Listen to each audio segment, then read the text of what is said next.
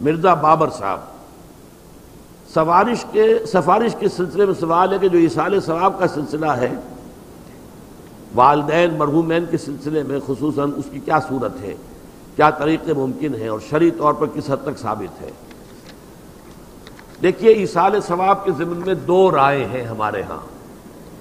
اکثریت جو بھی ہمارے ہاں سنی علماء ہیں، دیوبندی بھی بریلوی بھی، وہ اس کے قائل ہیں کہ ایصال ثواب ہوتا ہے مالی عبادت کا بھی اور بدنی عبادت کا بھی۔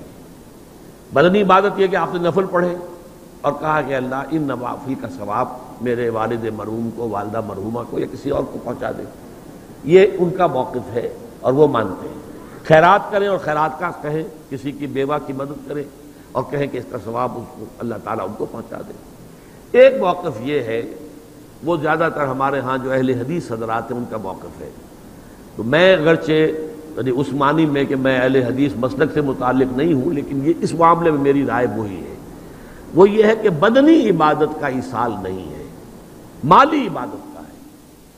مالی عبادت آپ نے خیرات کی ہے، صدقہ دیا ہے، کسی غریب کی مدد کی ہے، مسکین کی مدد کی ہے، بیوہ کی مدد کی ہے، یتیم کی مدد کی ہے، کسی مقروض کی مدد کی ہے، مال خرچ ہوا ہو تو اس کی جگہ پر جو ہے آپ اپنا ایصال ثواب اس کا کر سکتے ہیں، بدنی عبادت کا نہیں۔ واللہ عالم۔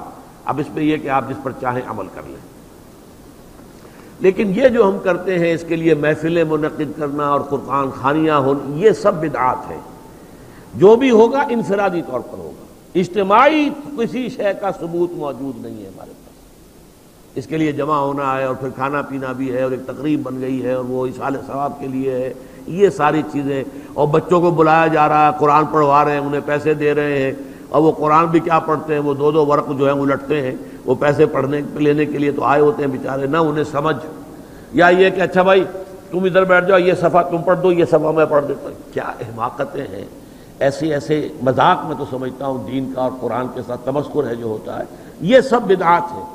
البتہ ذاتی سطح پر آپ نے قرآن پڑھا، اب صبح کے وقت تلاوت کی، اس کا ثواب کسی کو پہنچا دیا، تو جو پہلا مسلک ہے اس کی روح سے جائز ہے۔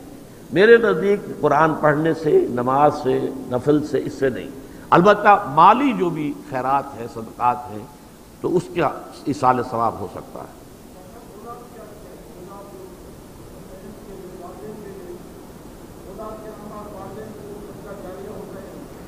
اولاد اگر نیک ہیں تو وہ خود صدقہ جاریہ بن جاتے ہیں والدین کے لیے، بشرطے کہ والدین نے ان کی تربیت کی کوشش کی ہو۔